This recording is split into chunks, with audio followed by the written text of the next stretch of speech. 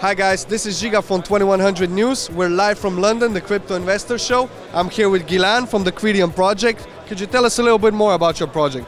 Sure, thanks. So Credium was launched basically to provide a blockchain infrastructure for the global credit industry. What we've seen in the last, let's say, the last decade with the fintech boom is a lot of technology has been implemented on the storefront or on the front side of lending. So companies doing online lending and customer acquisition and driving efficiencies and risk management and conversion, all that is great. But at the same time, and also in the blockchain, you have peer-to-peer lending on the blockchain and credit analysis on the blockchain.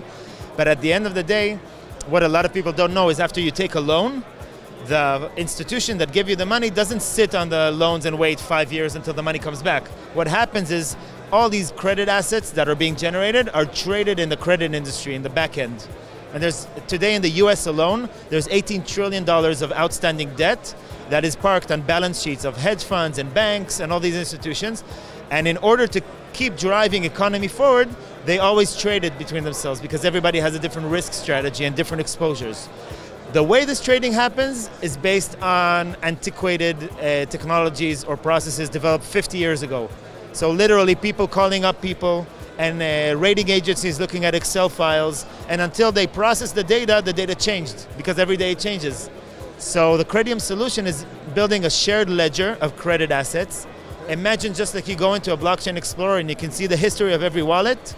So we allow financial institutions to upload their credit asset or the debt and put all the legal and historic data on there without exposing it, but proving that when they put it there, it's stamped. Yeah.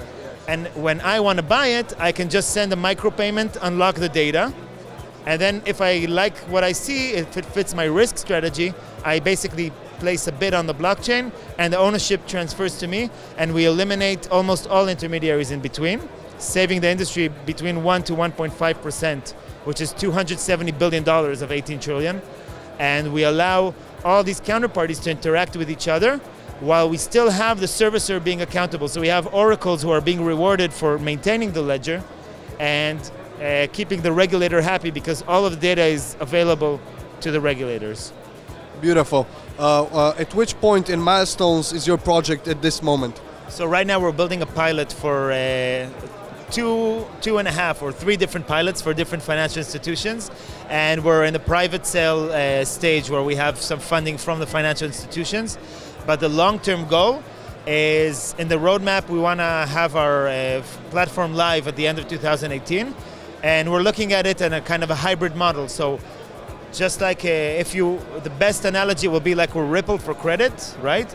But instead of just working with financial institutions, we're developing an open source protocol. So anybody who wants to list credit assets can use our protocol. And in the long term of the roadmap, after 2 years of setting up these private blockchains, we are going through a process of standardizing how credit is stored, right? We're building a big open source permission-based database. So once we build that, our vision is to build a cross-platform exchange, is that consumers can also come in and invest in credit products. Gillian, thank you very much for your time. This was Giga live from London for 2100 News.